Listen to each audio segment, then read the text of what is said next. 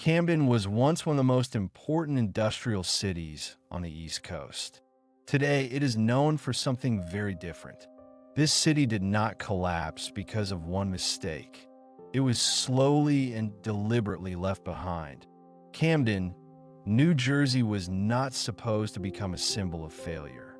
For much of the 20th century, this city was one of the most important industrial centers on the East Coast of the United States. It sat directly across the Delaware River from Philadelphia, connected by bridges, railroads, shipping routes, and economic purpose. It built ships, it built engines, it built the physical machinery of American power. At its height, Camden was not a city people fled. It was a city people came to. Factories ran day and night. Neighborhoods grew around them. Immigrants arrived from Europe. Black families arrived from the American South during the Great Migration. Middle-class families bought homes, sent their children to local schools, and believed that if they worked hard enough, Camden would provide a stable future. For decades, it did. But today, when Americans hear the name Camden, they think of something very different. They think of crime. They think of poverty. They think of abandoned neighborhoods, empty factories, and a city that appears to have been left behind by history itself. This is not the story of a sudden disaster. This is the story of a slow abandonment. A city built by industry. Camden's rise began in the late 19th century, when its location on the Delaware River turned it into a natural industrial hub. The city was perfectly positioned between Philadelphia and the rest of New Jersey, with easy access to railroads, shipping lanes, and a growing regional market. One of the most important companies to settle in Camden was the New York Shipbuilding Corporation. At its peak, it was the largest shipyard in the world. During World War I and World War II, it produced massive numbers of warships, employing tens of thousands of workers. Another industrial giant was the Campbell Soup Company, which built its headquarters and major production facilities in Camden. The company became not only a major employer, but a symbol of the city's industrial identity. There were also RCA Victor factories, which produced radios, phonographs, and early television equipment. Camden was not just a blue-collar manufacturing town. It was a center of American technological production. By the mid-20th century, Camden was booming. Its population peaked at around 125,000 residents. Jobs were plentiful. Wages were solid. Neighborhoods were dense and alive. Local businesses thrived. The city had theaters, department stores, restaurants, and busy commercial streets. Camden was not rich in the way New York or Philadelphia were rich, but it was stable. And in the American 20th century, stability was everything. The social fabric. Camden was a working-class city, but it was not a simple one. Immigrants from Ireland, Italy, Poland, and other parts of Europe had built many of its early neighborhoods. Later, Black families arriving from the South joined the workforce in factories and shipyards. Like many American cities of the era, Camden was deeply segregated, both by race and by class. Neighborhoods developed distinct identities. Some areas were better funded, better maintained, and better connected politically. Others were not. But for a long time, the industrial economy masked these divisions. As long as factories were hiring, people could survive. The system did not need to be fair. It only needed to keep working. The first cracks. After World War II, the foundations of Camden's economy began to weaken. American industry was changing. Automation reduced the need for large labor forces. Companies began to explore cheaper production in the southern United States and eventually overseas. At the same time, the federal government began building massive highway systems. making it easier for people to live farther from where they worked. Suburbanization exploded. Middle-class families, especially white families, began to leave Camden for new suburban developments in New Jersey and Pennsylvania. They were not only seeking larger homes and better schools, they were also fleeing urban problems that were beginning to emerge. This phenomenon became known as white flight. But at its core, it was economic flight. People with resources left. Those without them stayed. The hollowing begins. As residents moved out, businesses followed. Retail stores closed or relocated to suburban malls. Banks reduced lending in urban neighborhoods. Investment slowed. Factories, once the backbone of the city, began to shut down or downsize. The New York Shipbuilding Corporation closed its Camden shipyard in 1967. Tens of thousands of jobs vanished. RCA eventually left. Other manufacturers followed. Each closure was not just a loss of employment. It was a loss of purpose, a city losing its tax base. As industry left and residents moved away, Camden's tax base collapsed. This created a vicious cycle. With less money, the city struggled to maintain basic services. With worse services, more people and businesses left. With fewer people and businesses, the tax base shrank even further. Schools deteriorated. Infrastructure aged. Public safety became harder to guarantee. And all the while, the needs of the population were increasing, not decreasing. Race, poverty, and political isolation. By the late 1960s and 1970s, Camden had become a majority Black and Latino city, while many of the surrounding suburbs were overwhelmingly white and more affluent. This shift had political consequences. In the state legislature and in regional planning organizations, Camden had less and less influence. It was a city with enormous needs and very little power. Federal aid programs existed, but they were often short-term, fragmented, and poorly coordinated. Some funds were lost to corruption. Some were spent on projects that did not address the city's core problems. None were enough to reverse the broader economic forces at work. The crime narrative. As poverty deepened, crime increased. This was not unique to Camden. It was happening in cities across the United States. But Camden became especially vulnerable because of how fast its economy collapsed and how completely its institutions were hollowed out. Police forces were underfunded and understaffed. Community trust eroded. By the 1980s and 1990s, Camden was regularly ranked among the most dangerous cities in America. This reputation became a brand, and it was a deadly one. The media trap. Once a city is labeled dangerous, everything else becomes invisible. Media coverage focused almost exclusively on crime statistics and sensational incidents. What was rarely shown were the deeper causes: the economic abandonment, the political isolation, the structural collapse of opportunity. Investors stayed away. Businesses refused to return. Even people who might have helped rebuild the city believed it was beyond saving. The story wrote itself, and it wrote Camden out of the future. The psychological collapse.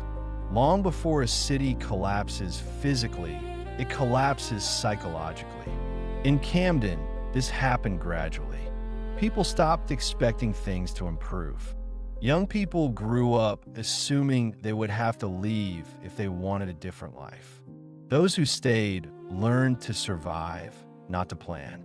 Hope became a luxury, a city still standing. And yet, Camden did not disappear. People remained. Families continued to live, work, and raise children. Churches stayed open.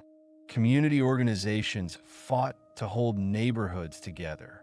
The city was smaller, poorer, and more fragile, but it was still a city. The question no one wanted to ask.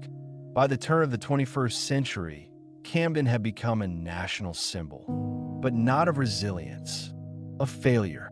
The question was no longer how to fix it. The question had become whether it was even worth trying. And that is the most dangerous moment in the life of any city. When abandonment becomes policy, the collapse of city government. By the early 2000s, Camden was no longer just struggling. It was barely functioning. The city government itself had become a symbol of failure. Years of shrinking revenue, political infighting, and corruption had hollowed out the administration. Basic services were unreliable. Budgets were constantly in crisis. Emergency measures became routine. At several points, the city was close to financial insolvency.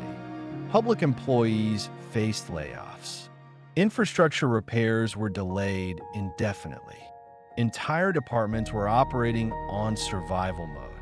But the most visible and terrifying failure was law enforcement. The police department that could not protect the city. For years, Camden's municipal police force was understaffed, underpaid, and overwhelmed. Response times were slow. Clearance rates for serious crimes were low. Trust between residents and police had eroded almost completely. The department simply did not have the resources to patrol the city properly. By 2012, the situation reached a breaking point. Camden made a decision that almost no American city had ever made before. It disbanded its entire police department. Every officer was fired. The city replaced it with a new force run at the county level, the Camden County Police Department. This was a radical experiment, and it was a desperate one. The county takeover. The new police force was designed to be cheaper, larger, and more flexible. Officers were rehired under new contracts.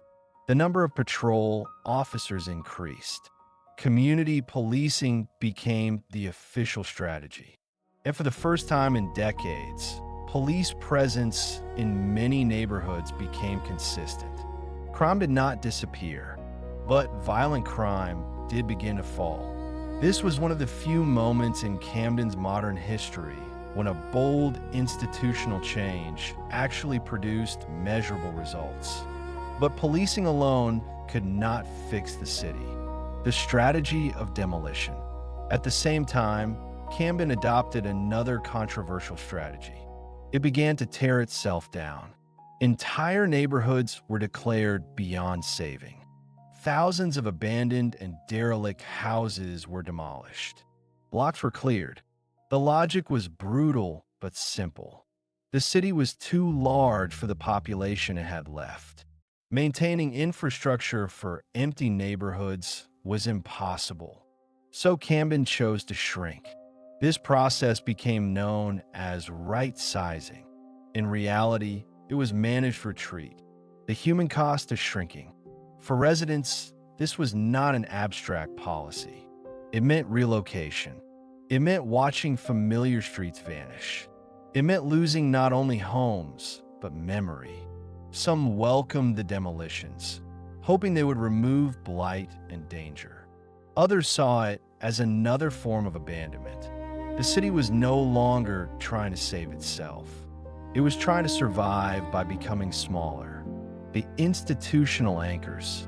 Despite everything, a few major institutions remained.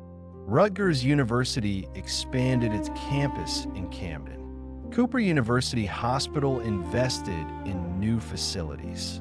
The waterfront was partially redeveloped with offices, an aquarium, and public spaces.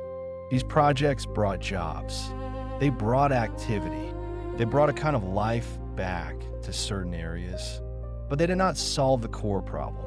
They did not rebuild neighborhoods. They did not restore a middle class.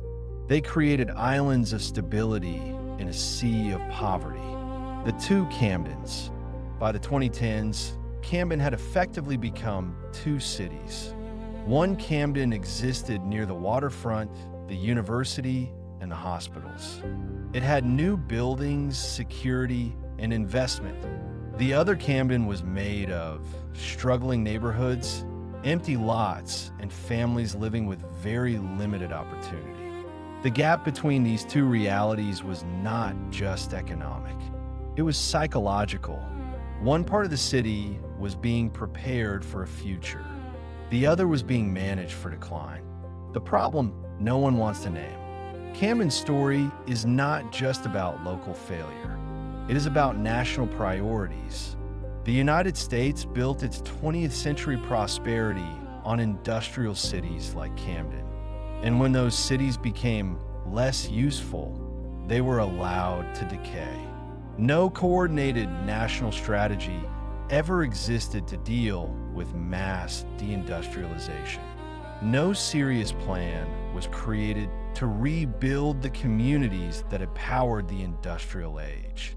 Instead, the burden was placed on local governments that no longer had the resources to carry it. The generational trap. In Camden, poverty became generational. Children grew up in neighborhoods with failing schools, limited job access, and constant instability. Even when crime decreased, opportunity did not return at the same speed. For many residents, the problem was no longer just unemployment. It was the absence of any visible path forward. Leaving the city became the only realistic strategy for those who could. Those who could not leave stayed and adapted. The question of success. In recent years, officials have pointed to falling crime rates and new construction as proof that Camden is coming back. In a narrow sense, they're not wrong. The city is safer than it was. Some areas are more active. Some investment has returned. But the deeper question remains unanswered. Who is this recovery for?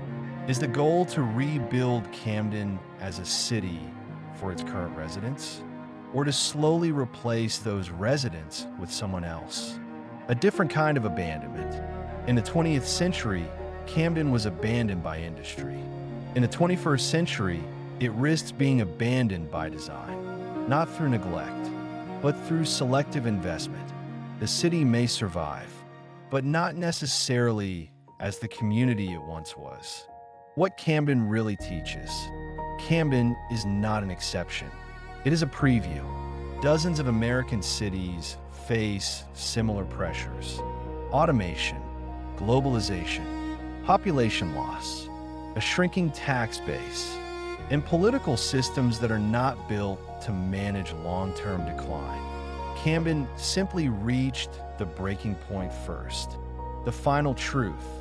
Cities do not die when buildings collapse. They die when societies decide they are no longer worth saving. Camden did not fail because its people failed. It failed because the economic system that built it no longer needed it. And no replacement was ever truly offered. Closing reflection. Camden still exists. Children still go to school. People still go to work. Life continues. But the question that hangs over the city is the same one that hangs over many places like it. Not whether it can survive, but what kind of city it is being allowed to become. The last line. Camden, New Jersey was not destroyed by one mistake. It was dismantled by decades of decisions. And once that process begins, it is very hard to stop.